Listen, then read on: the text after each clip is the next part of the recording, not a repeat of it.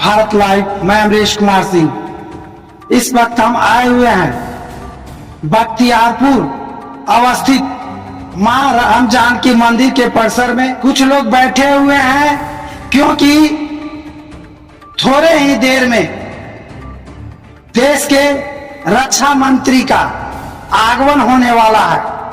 देश के रक्षा मंत्री राजनाथ सिंह पटना लोकसभा क्षेत्र के एनडीए प्रत्याशी रविशंकर प्रसाद के जनसभा को संबोधित करेंगे। इससे पहले कि अब चुनाव के प्रचार के मात्र 2 दिन शेष रह गए हैं, हम इस मंदिर परिसर में यहाँ जो मौजूद लोग हैं इनसे जानने का प्रयास करते हैं कि आखिर इनका सोच क्या है और किस इस सांसद प्रत्याशी को ताज देना चाहते हैं और किसके सर से ताज को छीन लेना चाहते हैं। यहाँ पर आप देख सकते हैं इस पवित्र स्थल पे संत महात्मा और हमारे राघोपुर के पूर्व विधायक जी भी मौजूद हैं। पहले हम महात्मा जी से जानना चाहेंगे, आप यहाँ आने का प्रयोजन बताएंगे। देखिए, अभी लोकसभा चुनाव चल रहा है और ये बहुत बड़ा लोकतंत्र का महापर्व माना गया है। माननीय रविशंकर प्रसाद जी पटना साहिब से उम्मीदवार हैं और तीसरी बार हैं। 2 बार पहले वो जीत चुके हैं, केंद्र में मंत्री भी रहे हैं और रामलला मंदिर का जो लड़ाई चल रहा था बाबरी मस्जिद का, उसमें वकील भी थे। वो इलाहाबाद हाई कोर्ट के बाद फिर वो सुप्रीम कोर्ट केस गया। उस समय मैं भी किशोर कुमार जी के साथ जब बैठते थे तो चर्चाएं होते रहा, ये केस लड़ रहे हैं और कई बार दिल्ली में भी वो अपना चर्चा किए थे। और यहाँ पर आज अंतिम दिन कहा जाए, कल भर का है, 1 तारीख को चुनाव है। इसके लिए धुआंधार प्रचार प्रसार चल रहा है और अभी देश की आवश्यकता भी है। अभी बीजेपी की सरकार पुनः 400 पार आना चाहिए, इसके लिए हम लोग भी लगे हुए हैं और जनता जनार्दन भी मन बना लिया है। क्यों? विकास देख रहा है, देश दुनिया सब अमन चैन चाह रहा है। आज लोग कहता है मुस्लिम विरोधी नहीं है। मुस्लिम महिला से सुनिए कितनी खुश है वो। जी, क्या कहना चाहेंगे सर? राजनाथ सिंह का इस जगह पे आगमन होने वाला है। आज इस रवाइच मठ परिसर में देश के लोकप्रिय रक्षा मंत्री आदरणीय श्री राजनाथ सिंह जी का आगमन होने जा रहा है 4 बजे। यह चुनाव जो है ना, देश का चुनाव है। ये मुखिया, पंचायत समिति प्रमुख का चुनाव नहीं है। इस चुनाव में मतदाताओं को निर्णय लेना होगा कि जो नरेंद्र मोदी जी ने देश के लिए किया है और जो गरीबों के लिए जो 175 योजनाएं चलाए हैं, उससे देश के हर नागरिक को लाभ मिला है और देश सुरक्षित हुआ है। तो क्या निर्णय लेंगे आम जनता के ऊपर है। हम लोग यही जनता से अपील करेंगे कि आपको जब नरेंद्र मोदी जी हर सुविधा दिया है, जैसे आयुष्मान कार्ड, हर व्यक्ति को 5 लाख का आयुष्मान कार्ड मिला है, उनकी चिकित्सा सुविधा का पूरा ध्यान रखें मोदी जी। हर गरीब को 5 किलो मुफ्त में राशन देने का काम किया है। हर महिलाओं को उज्ज्वला योजना के तहत गैस कनेक्शन देने का काम किया है। हर परिवार को शौचालय देने का काम किया है। किसानों को किसान सम्मान निधि योजना दिया गया है 6000 रुपया हर साल। तो इतना काम करके, और जब देश कोरोना काल में त्रस्त था तो मोदी जी दिन रात एक करके कोरोना काल में कोविड इंजेक्शन का इजाद करवाया वैज्ञानिकों से और 6 महीना के अंदर कोरोना महामारी पर विजय प्राप्त किया। अपने देश के हर नागरिकों को मुफ्त में कोरोना का वैक्सीन दिया गया। एक व्यक्ति को 3 डोज दिया गया और 1 डोज का दाम है 600 रुपया और 3 डोज में 1800 रुपया। अगर उसके घर में एक परिवार में 10 मेंबर हैं तो क्या हुआ? 18,000 रुपया। 18,000 रुपया का लाभ यहाँ के आम मतदाताओं को मिला है। और मोदी जी अभी जो बोल रहे हैं, अपनी योजनाओं को गिनवा रहे हैं, मतदाता आज तक जागरूक नहीं हुए हैं। सत्ता पक्ष में हम लोग हैं और 300 के पार जाने के बाद मोदी जी आज तीसरी बार सत्ता में आने के लिए जो आह्वान किया है आम पब्लिकों से कि इस बार 400 के पार भाजपा जाएगी। इंडिया तो इसको मजाक में ले रहे हैं विपक्षी दल, इंडिया अलायंस के लोग मजाक बना रहे हैं, इंडिया खेती कर रहे हैं। इंडिया गठबंधन के लोगों का कहना है कि बीजेपी अगर सत्ता में आएगी तो हमारा संविधान बदल जाएगा, क्या कहना चाहिए?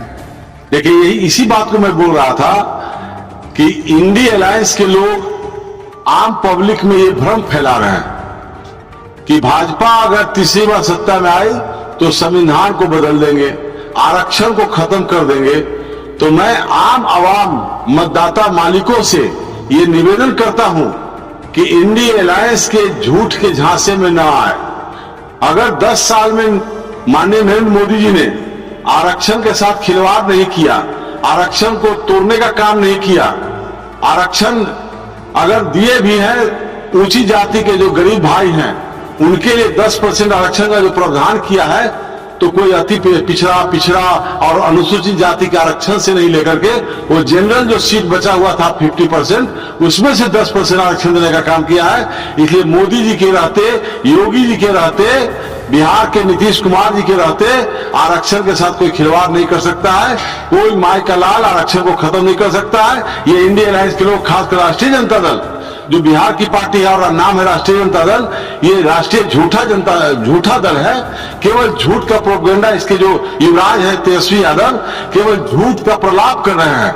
अपने स्वजातीय यादव बंधु जो नौजवान लड़का है जिसका वोटर लिस्ट में नाम भी नहीं है, उसको झूठ का बरगलाने का काम कर रहे हैं। केवल झूठ पर झूठ बोल रहे हैं और उसी में उनके कार्यकर्ता, उनके समर्थक खुश हो रहे हैं कि तेजस्वी जी बहुत बोल रहे हैं। तो मैं तेजस्वी से यही कहूंगा कि आप जब स्वास्थ्य मंत्री थे, नीतीश कुमार जी के कृपा दृष्टि से आप डिप्टी सीएम बिहार का बने। आपको बहुमत नहीं आया था बिहार में, लेकिन नीतीश कुमार जी के चलते आप डिप्टी सीएम बने और आप स्वास्थ्य मंत्री बने। तो आप अपने विधानसभा क्षेत्र राघोपुर में एक अस्पताल का शिलान्यास नहीं किया, रजिस्ट्रेशन नहीं कराया। आपके पास शिक्षा विभाग था, आपके मंत्री चंद्रशेखर थे और आपने एक राघोपुर में डिग्री कॉलेज देने का काम नहीं किया। और आप कह रहे हैं कि हम शिक्षक के 4 लाख शिक्षक की बहाली कर दिए। तो उप मुख्यमंत्री का क्या पावर है? कैबिनेट का डिसीजन था। जब नीतीश कुमार एनडीए के साथ थे 2020 में सरकार बनी थी, कम सीट आने के बाद भी नीतीश कुमार को मोदी जी ने कहा कि नहीं आप ही मुख्यमंत्री बनेंगे, और नीतीश कुमार को हम लोगों ने मुख्यमंत्री बनाया। और उसी समय डिसीजन था कि 10 लाख नौजवानों को रोजगार देंगे। उसी के तहत, प्रक्रिया के तहत ये बहाली हुई है। लेकिन तेजस्वी यादव आम आवाम में, अपने यादव कार्यकर्ताओं में खास करके ये भ्रम फैला रहे हैं कि ये नौकरी मैंने दी, और झूठ बोलते हैं कुछ लगता नहीं है। नौजवान केवल झूठ पर झूठ बोल रहे हैं। ये राहुल गांधी जो है देश के युवराज हैं कांग्रेस के, उनकी मां कह रही है कि हम अपने सुपुत्र को आपके सौंप रहा हूं। ये क्या मतलब है? आप राजनीति कर रहे हैं कि लोगों को दिग्भ्रमित कर रहे हैं। भ्रम मत फैलाइए। जो भी काम देश में हुआ है नरेंद्र मोदी जी के नेतृत्व में हुआ है। बिहार में जो काम हुआ है नरेंद्र मोदी और नीतीश कुमार विकास पुरुष के नेतृत्व में हुआ है। नीतीश कुमार जी का न्याय के साथ विकास और नरेंद्र मोदी जी का सबका साथ, सबका विकास, सबका विश्वास और सबके प्रयास से संभव है। इसी के तहत बिहार देश हमारा दीन दुनिया चौकी प्रगति। बहुत बहुत धन्यवाद सर। महाराज जी, हम आपसे जानना चाहेंगे, पिछले दिनों राहुल गांधी और तेजस्वी जी का बहुत बड़ा जनसभा आयोजन किया गया। राहुल गांधी घोषणा करके गए हैं कि मैं सभी गरीब महिलाओं को खाते में हर महीने 8,000 रुपया टकाटक भेजने का काम करूंगा, 1 लाख रुपया माफ नहीं करूंगा। क्या देखिए, कहना एक कहावत है कि राधा के 9 मन घी हुई है न लगाना चाहिए।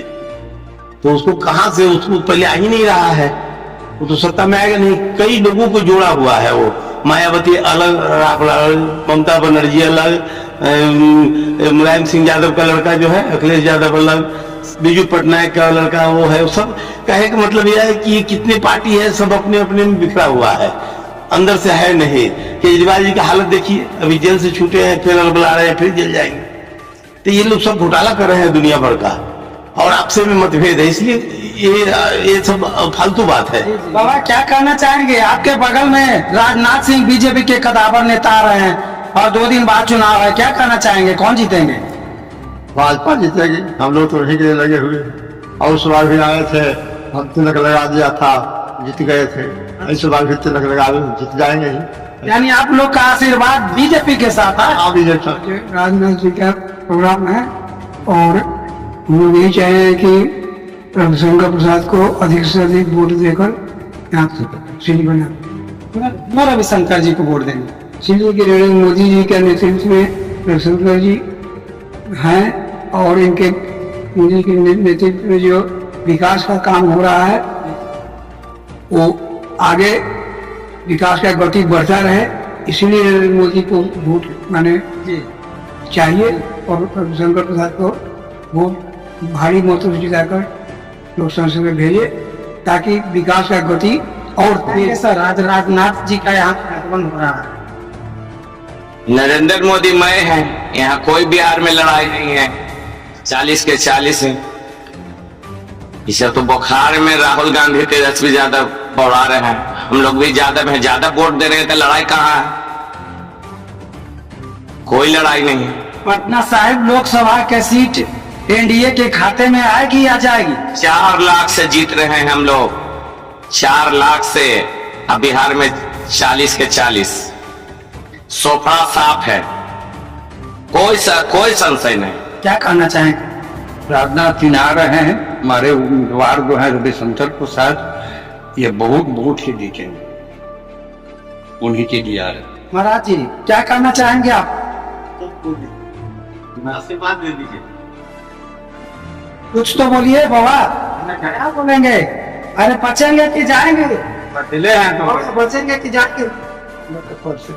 अरे रविशंकर जी बचेंगे कि जाएंगे को? जैसा कि पिछली बार चुनाव में रविशंकर जी 3.25 लाख मतों से विजयी हुए थे, इस वर्ष लोग भरम फैलाए हुए हैं कि वो क्षेत्र में कभी घूमते ही नहीं है। क्या कहना चाहेंगे?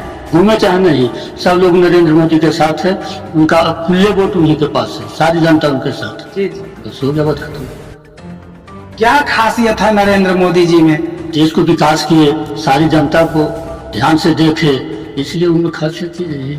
राजनाथ जी आज आप क्या आ रहे हैं? आज भी आ रहे हैं, राजनाथ जी के चलते हम लोग यहाँ पर आए हैं। और जो उनका रविशंकर बाबू जी है, यहाँ भाजपा को 15 साल से यहाँ उनका सरकार है, कभी रविशंकर बाबू यहाँ जनता के हाथ जा पूछने नहीं आए हैं। और मजबूरी बस हम रविशंकर बाबू जी को वोट दे रहे हैं, खुश होके नहीं दे रहे हैं, मजबूर होके दे रहे हैं।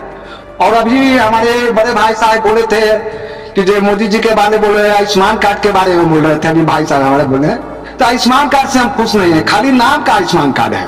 आयुष्मान कार्ड पर कोई इलाज सही ढंग से होता नहीं है। पहले तो आप जाइएगा प्रक्रिया में, अगर कोई इमरजेंसी मरीज रहेगा तो प्रक्रिया में जाते जाते आदमी तो खत्म हो जाएगी, तो पहले तो इलाज होना है, तब आप प्रक्रिया में जाइए, आप सिस्टम में जाइए। और बात रह गया कि हॉस्पिटल में जो भी आदमी जाता है इलाज करवाने के लिए, अगर मरीज को कुछ हो जाता है तो उसका पैसा को रिटर्न होना चाहिए, जब उसका जो फीस है उसका माफ होना चाहिए। फीस माफ होने से यही होगा। अभी चुनाव का माहौल है, अभी आप किसको समर्थन कर रहे हैं? अभी तो हम मजबूर होके मोदी जी के चलते और राजनाथ बाबू के चलते हम मजबूर होके हम लोग रविशंकर बाबू जी के वोट दे रहे हैं। खुश होके नहीं दे रहे हैं, मजबूर होके दे रहे हैं कि हमारे पास कोई चारा नहीं है। जैसा कि आपने देखा कि राम जानकी के परिसर में जो लोग यहाँ पे उपस्थित हैं वो एक झलक देश के माननीय रक्षा मंत्री राजनाथ सिंह को देखने के लिए और सुनने के लिए आए हैं। यहाँ पर अधिकांश लोगों ने एक स्वर एक मत से नरेंद्र मोदी जी की सरकार की सराहना की है और उन्होंने भरोसा दिलाया है कि चाहे जो भी हो, हमारे प्रत्याशी चाहे जैसे भी हो, लेकिन हम नरेंद्र मोदी के नेतृत्व में हम इस देश को एनडीए को आगे बढ़ाने का प्रयास करेंगे। फिर मिलते हैं इसी तरह से एक नए खबरों के साथ। जय हिंद।